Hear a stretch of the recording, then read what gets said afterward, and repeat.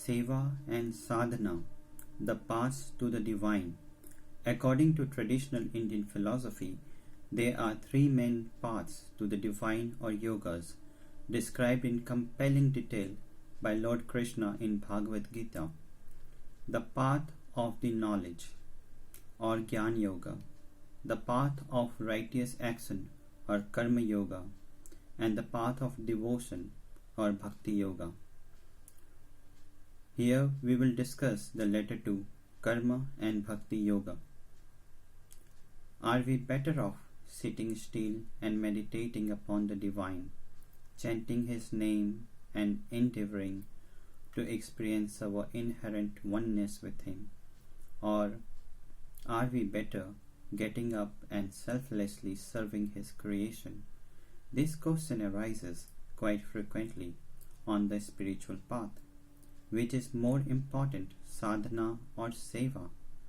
Will I attain enlightenment, liberation, moksha, or the state of divine bliss faster in lotus posture, with eyes closed or with eyes open, hands working?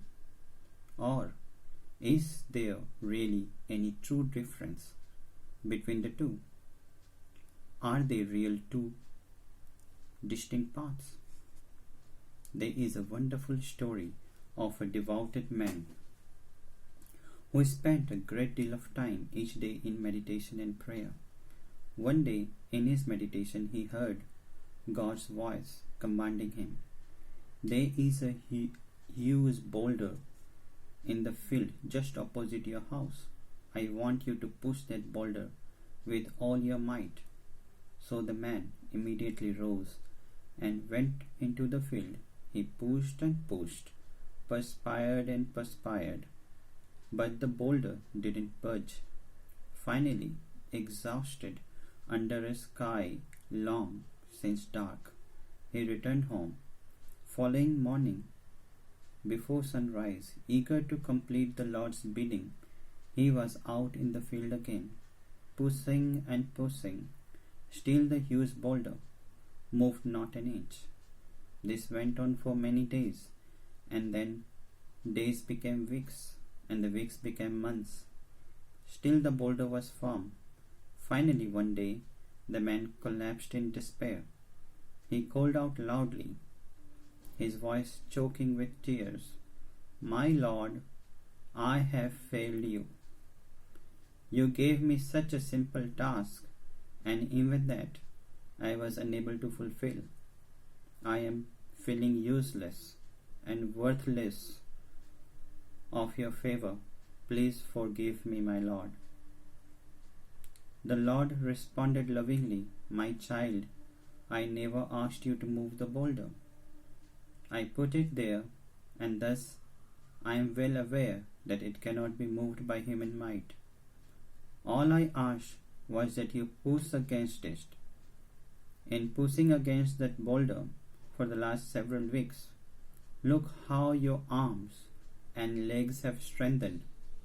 Do you see the firm muscles where loose flesh had hung before? Look at how healthy your sallow skin tone has become. There is a sign on your skin now, strength in your step, firmness and flexibility in your body. This task was not about moving the rock. It was about molding you. If I wanted the rock moved, I would have moved it myself. What I wanted was for you to experience physical labor, for you to feel the sun shine upon your skin, for you to know the fatigue of a hard day's work, and for you to see how much more potential your body has than what you had imagined. Many times we mistake the meaning of seva. We think it is about the end, about the goal, about success. We see it as a task before us that we undertake with the feeling of generosity or devotion. However, seva is purely sadhana in an active form. Seva serves two specific purposes. Aside from the actual benefit to the poor of the schools, hospitals, orphanages we may build. The first benefit is it teaches and trains us to see the divine in all.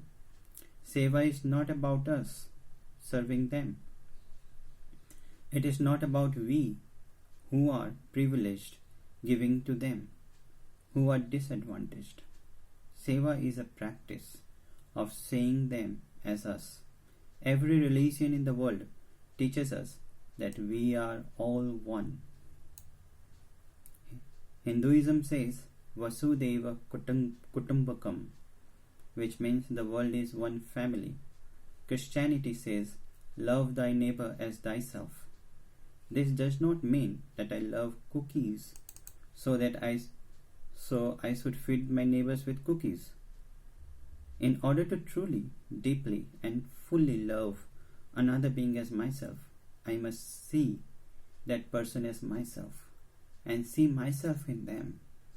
Otherwise, we can never love another as much as or in the same way as we love ourselves. The only way is to see the other as self. The word yoga literally means union. It is a union of the self to the divine. Whether one walks the path of Karma Yoga or Bhakti Yoga or Jnana Yoga or practices Mantra Yoga or Siddhi Yoga or Laya Yoga, Raja Yoga, it doesn't matter. The destination is the same. They are all yoga or the practice of union. In each of these practices, we are striving to realize the union of ourselves with the divine. And the moment we have a glimpse of union with the divine, immediately we realize a union with all of creation. God is not partial. God would never say, I will be one with you and you, but not with you. The scriptures implore us to realize that we are one with God, and they never say, but only in your name is included at the end of this book. No, we are all one with the divine.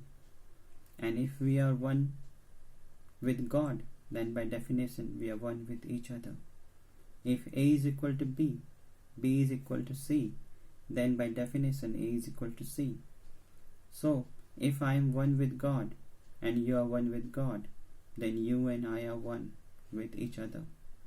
That oneness with the divine and through the divine with all of the creation is the fruit of true sadhana. So, when we serve others in seva, when we work for the benefit of the world, on any level, through any means, the goal is not about the particular fulfillment of a project.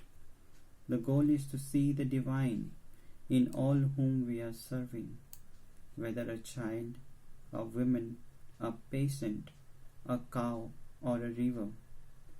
When we see the divine in those whom we are serving, then of course we will work with sincerity, with focus, with attention, with dedication, and with commitment. After all, we are serving God. We are serving the true self. The other important aspect of seva is how it shapes us. Like the man in the story, seva is what tunes us and tones us, not just the body, the mind, the thoughts, and the ego. It is one thing to sit in meditation and feel egoless. It is another to serve in the world with no ego. It is one thing to find a state of peace and stillness of mind sitting silently in a forest or temple. It is quite another to find the same state of peace and stillness in the midst of a major seva project. That is the goal, the joy, peace, oneness, and divine connection we feel in meditation and prayer is what we carry with us into the day of Seva.